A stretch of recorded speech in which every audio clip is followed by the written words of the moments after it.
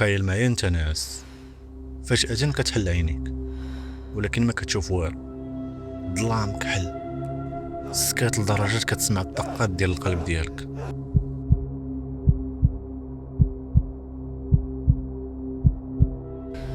كتحاول تحرك يديك، كتلقى راسك محبوس في بلاصة وضيقة بزاف ومغطي بواحد الثوب بيض وبارد. كتغوت بكاع جهدك ولكن حتى واحد ما كيسمعك. تما كتعرف الحقيقة المرة، راك وسط قبر والناس كيصحاب ليهم انت متي ودفنوك وانت مازال حي وفيك الروح.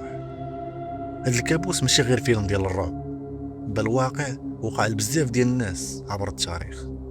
اليوم غنغوصوا في اسرار الموت الظاهري وغادي نعرفوا قصص ديال الناس اللي رجعوا من الموت في اخر لحظه. قبل ما ندوزوا للقصص غادي نفهموا بعدا كيفاش هادشي كيقدر يوقع. كاينه واحد الحاله طبيه كتسمى كاتاليبساي اولا التخشب. فهاد الحاله الجسم كيدخل في واحد الغيبوبه عميقه بزاف، النفس كيهبط لدرجه ما كيبقاش يتسمع اولا تيبان، القلب كيضرب دقه واحده في الدقيقه. الطبيب الا ما كانش عنده اجهزه متطوره غادي يسحب ليه بنادم راه مات ومشى بحالاته. هادشي هو اللي وقع لبزاف ديال الناس فاش كان الطب مازال بدائي، وحتى لهاد النهار مازال كنسمعوا بزاف ديال الحوادث كتشبه لهادشي. من اشهر القصص العالميه هي ديال واحد البنت سميتها انجيل. هاد البنت كان في عمرها 19 عام، طاحت كوما. العائله ديالها صحاب ليهم راه ماتت بسكته قلبيه، دفنوها في المقبره ديال العائله. من مور واحد 3 السوايع او 4 الاساس ديال ديك المقبره كيسمع شي صداع جاي من ديك الجهه ديال القبر. بدا كيقلب حتى وصل للقبر ديالها، كيسمع بحال اللي شي واحد كيخربش في الحجر. هذيك الساعه القلب ديالو كان غادي يوقف، خاف ومشى عيط للعائله ديالها. فاش حلوا القبر لقاوها مازال فيها النفس ولكن يديها كاملين مجروحين. السبب هو انها كانت كتحاول تخرج. هاد البنت عاشت من بعد هاد الواقعه حياه عاديه ولكن بقات ديما كتعاود على الرعب اللي شافته في داك الشبر ديال الارض.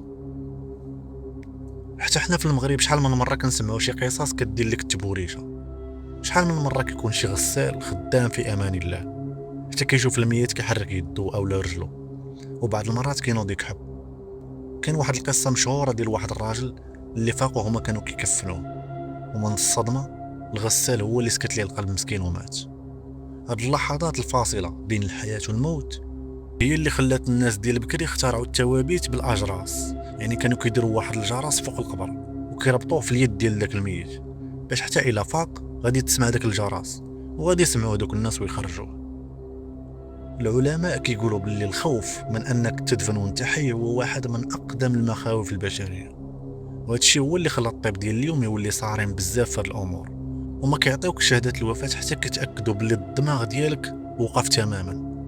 ولكن السؤال اللي كيبقى يدور في بال اي واحد كيدوز من هذا المقبره هو واش كاينين شي ناس دابا تحت من الارض ومازال فيهم الروح وحنا كيصحاب لينا راه ماتوا ودفناهم. قصص المدفونين احياء كتبقى من اصعب ما يمكن العقل انه يتخيله.